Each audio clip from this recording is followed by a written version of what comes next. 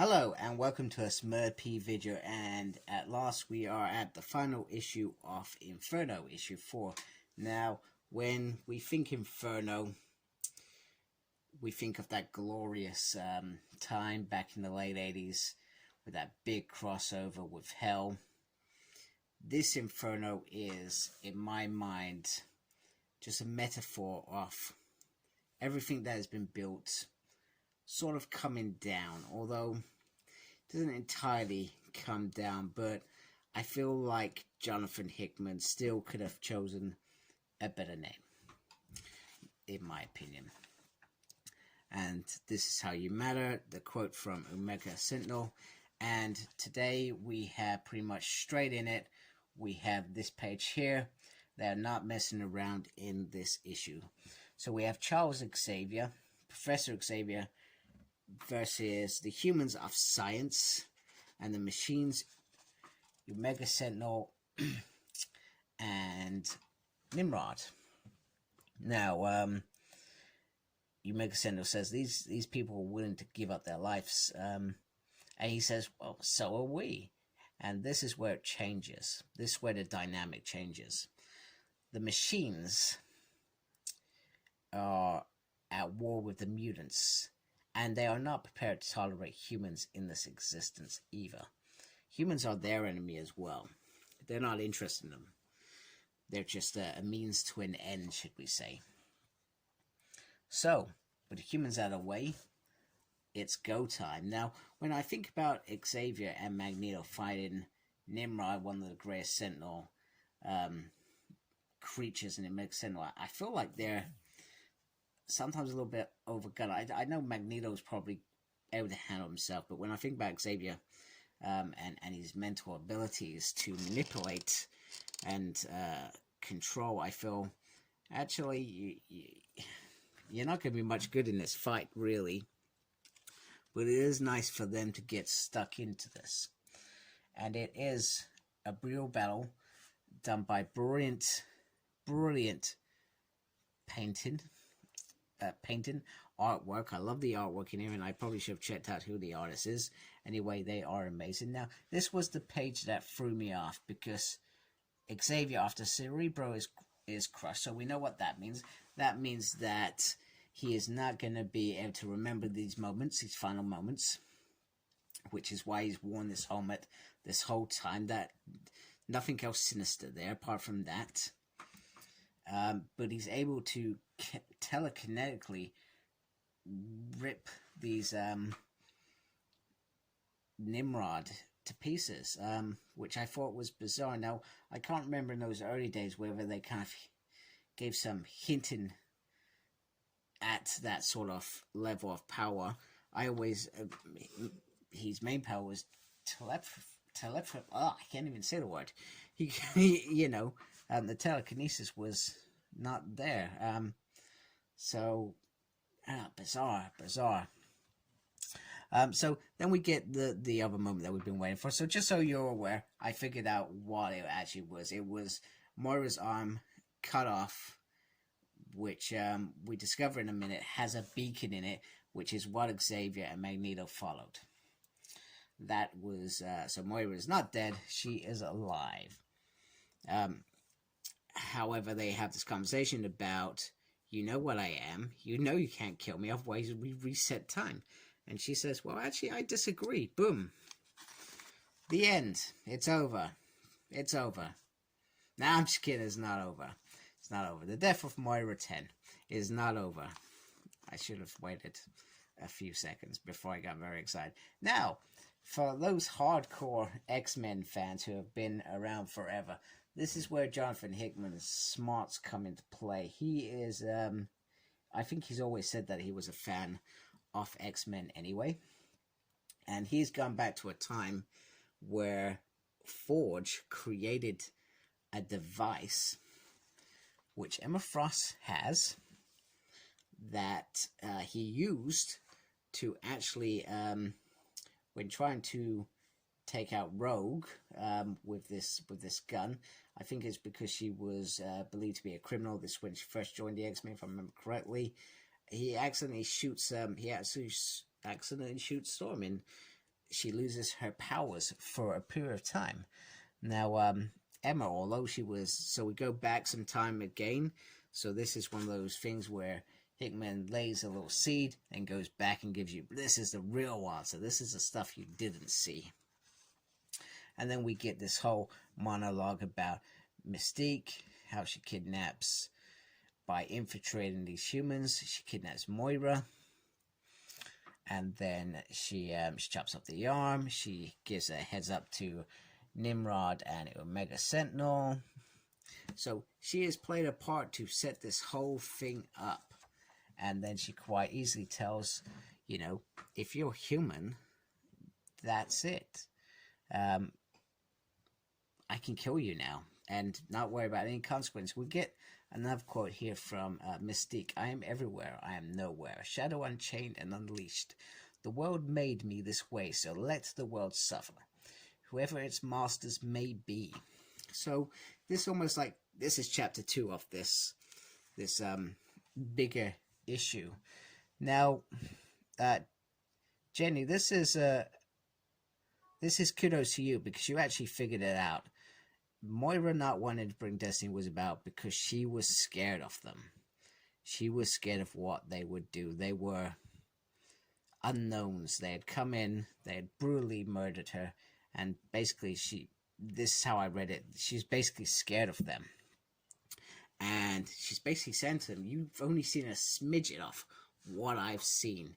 Every time we do whatever I do, we always end up losing. So yeah, I've tried different paths. I've tried to create different things. And all I wanted to do was save us. Destiny says, what, to cure us? And she says, yes. So when we go back to that powers of X, and I think probably one of Jonathan Hickman's issues where she's brutally murdered. I can't remember if it was actually in this. It may have been in this miniseries. So much has happened. One of the things she wanted to do was cure mutants completely before they became mutants, so they would never have to suffer, so that they could finally just live freely without being in this war, this endless war, this cycle. So back to Magneto and Professor Xavier, and they are still fighting for their lives, pretty much. And they soon learn that actually Moira Metaga wasn't kidnapped by Nimrod or anyone like that. So now they're like, well, where is she? I have no idea where she is. And pretty much they've lost in a way. And they almost start to negotiate. Now, Nimrod wants Moira Metaga. That's what he wants. And Magneto and him almost come to a thing where they will fight to the death. And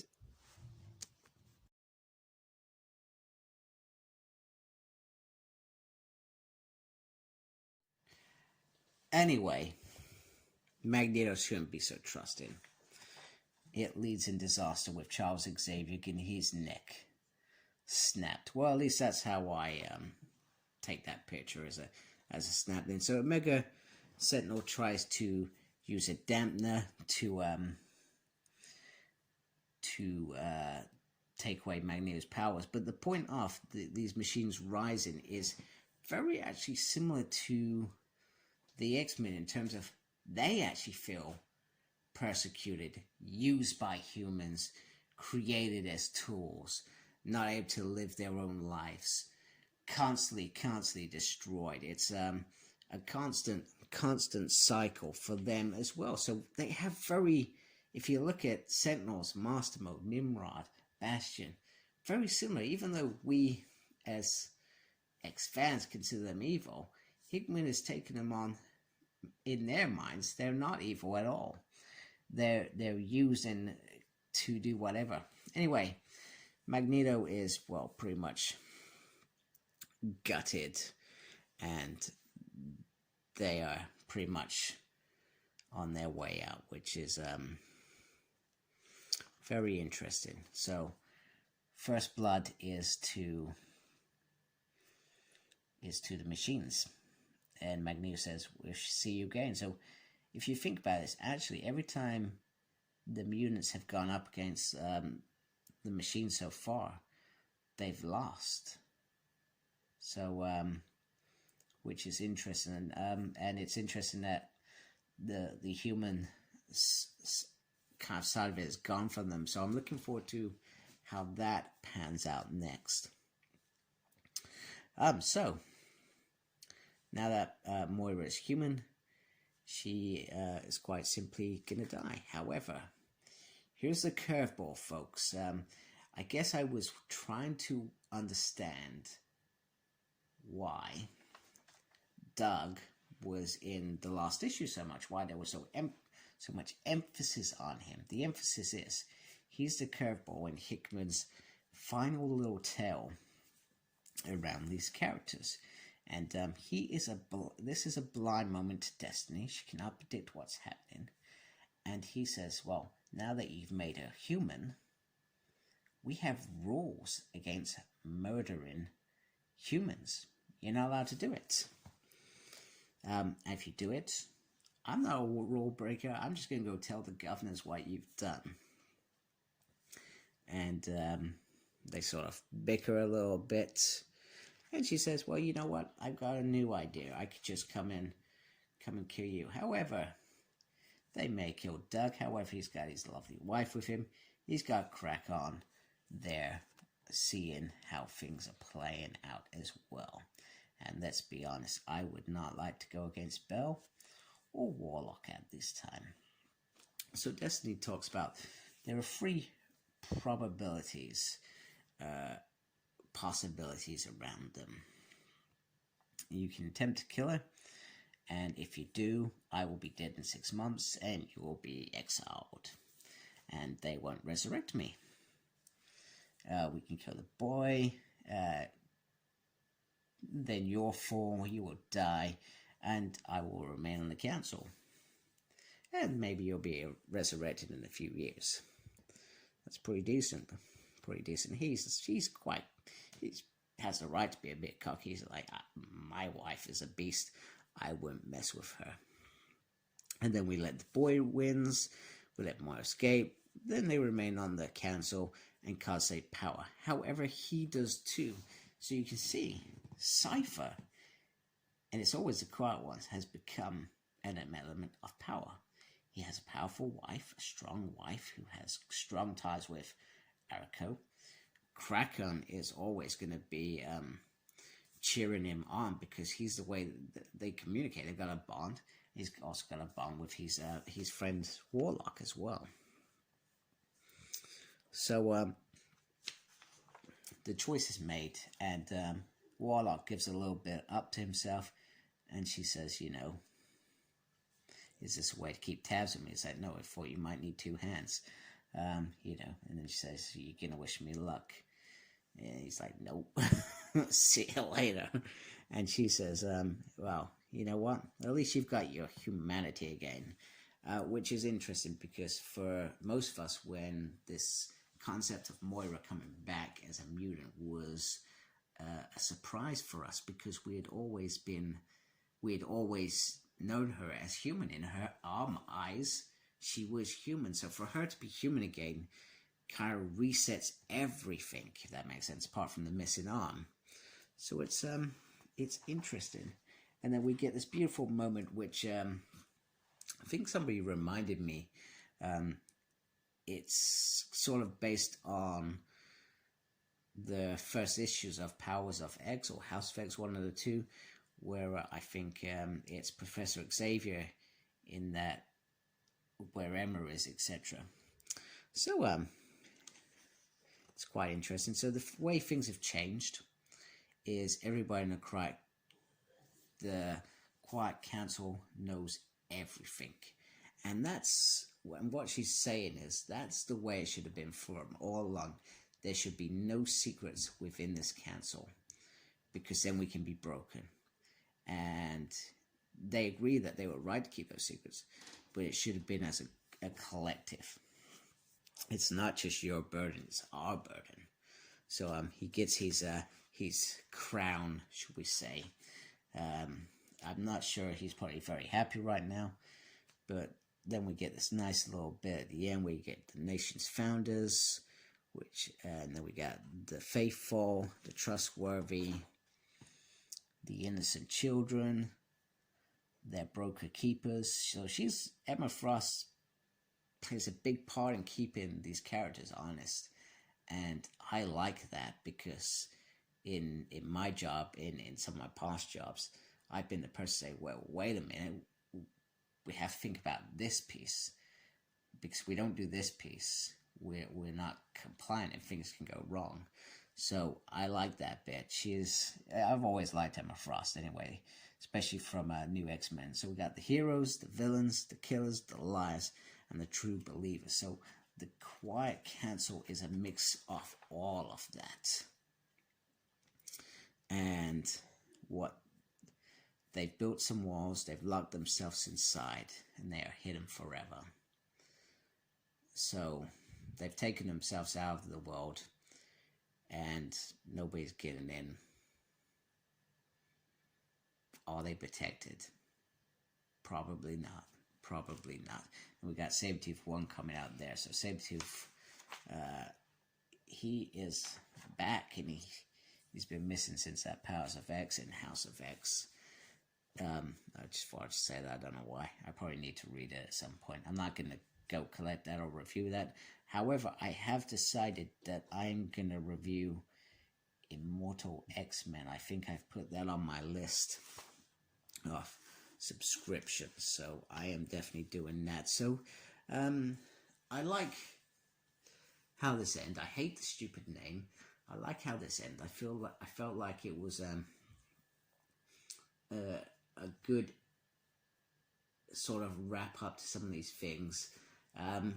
Moira's revelation of why she didn't want to bring Destiny back, I feel, was a little bit weak. Just the fact she was scared, unless I've misinterpreted any of this.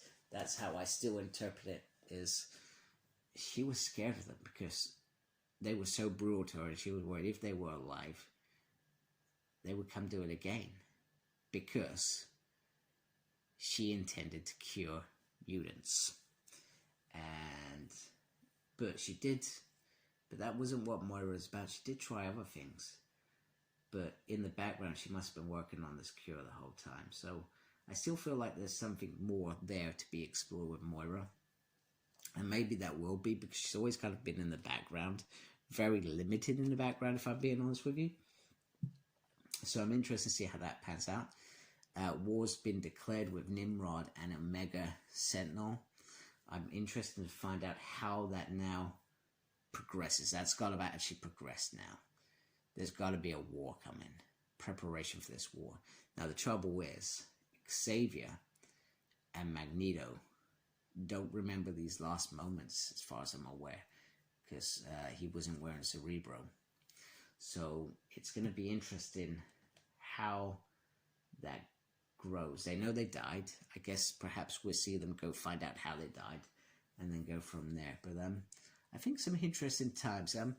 I do feel Jonathan Hickman's writing,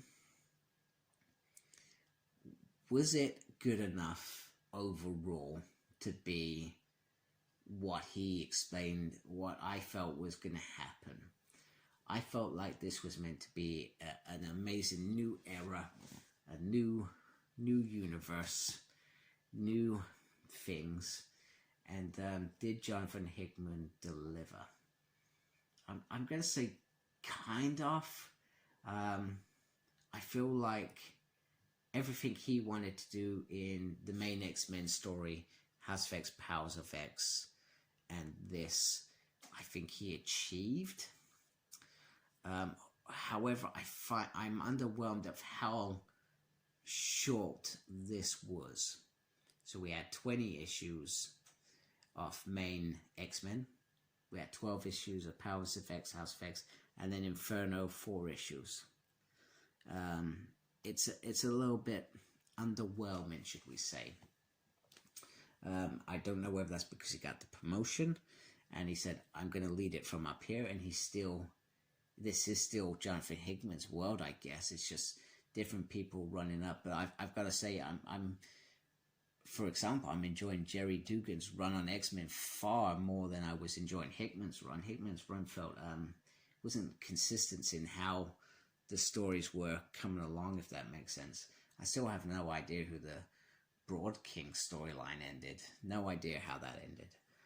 Still bizarre. I guess when I read the omnibus, maybe I'll understand it a bit better, but it felt like a weird way to end that. I felt like there was more to that story.